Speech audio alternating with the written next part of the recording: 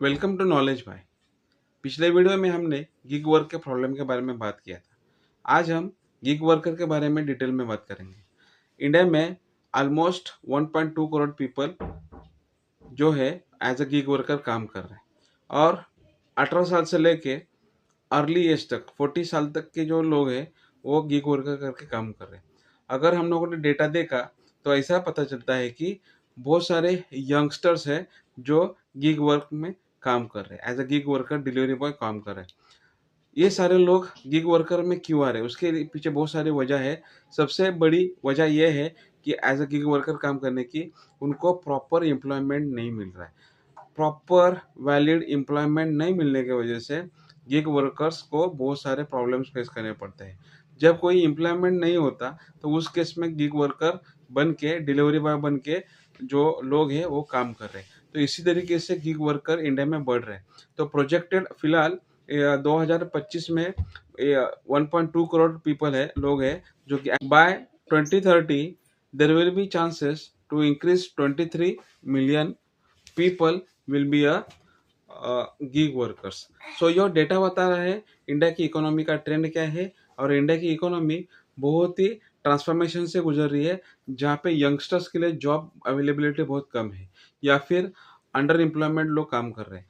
तो gig workers या gig companies, tech companies जो डिलीवरी ऐप पे काम कर रही है, ये सारी कंपनीज एक्चुअल में एम्प्लॉयमेंट जनरेट नहीं कर रही है।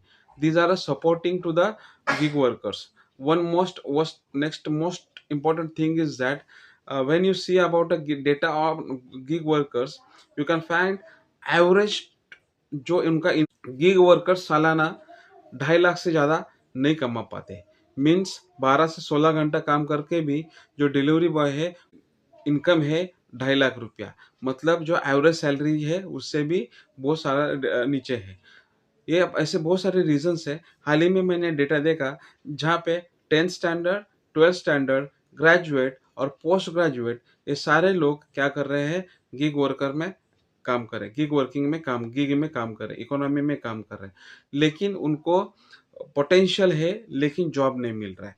तो यही बेसिक रीज़न है कि आज अपने लोग सफ़र कर रहे हैं। तो we need to ask a question to our government regarding this, and we need to develop main economy, not a gig economy। सबसे बड़ा प्रॉब्लम यही है कि अपनी जो गिग इकोनॉमी है, ये गिग इकोनॉमी सपोर्ट के लिए काम कर रही है, ना कि मेन सोर्स करके। जितने भी सीईओज है जो गिग कंपनी से रिलेटेड है, डिलीवरी कंपनी से रिलेटेड है, वो सीईओज भी मानते हैं या फिर एग्री करते हैं कि गिग वर्किंग एक्स्ट्रा इनकम के लिए है। लेकिन इंडिया में gig worker main income, as a main source of income के हिसाब से गिग वर्क को देखते हैं और बहुत सारे प्रॉब्लम फेस करते हैं। इंडिया में बहुत सारे लेबर लॉज है जो वर्कर्स का प्रोटेक्शन के लिए काम करते हैं। जैसे लेबर लॉज है, फैक्ट्री एक्ट है और बहुत सारे एक्ट्स है। एम्प्लॉय स्टेट इंश्योरेंस एक्ट है। लेकिन फिलहाल क्या हो रहा है, ये गिग वर्कर्स जो कंपनीज है, ये गिग कंपनीज इस सारी चीज़ों को बाईपास करके विलिंगली जॉब वाला सिनेरियो दिखा के जितने भी गिग वर्कर्स हैं उन लोग का एक्सप्लॉयटेशन करते हैं। किसी भी तरीके से उन लोग को प्रोटेक्शन नहीं दिया जाता।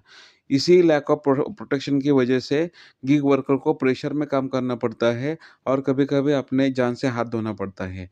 इतने सारे एक्सीडेंट होते हैं, टाइमली डिलीवरी सिस्टम है और बहुत सारी चीज़ें हैं जो इनको प्रॉब्लम क्रिएट करती हैं। किसी मैन्युफैक्चरिंग कंपनी के यूनिट्स से भी बदतर हालत इन गिग वर्कर्स की होती है, जो 16-16 घंटे काम करके भी सफ़र करते हैं।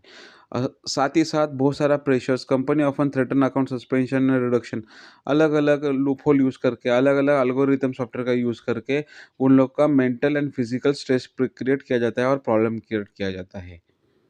Central and state government should take initiative for the betterment of gig workers and bring some laws and regulatories for the gig worker and the system. So we need to raise our voice for all our people and gig workers so they can live better life.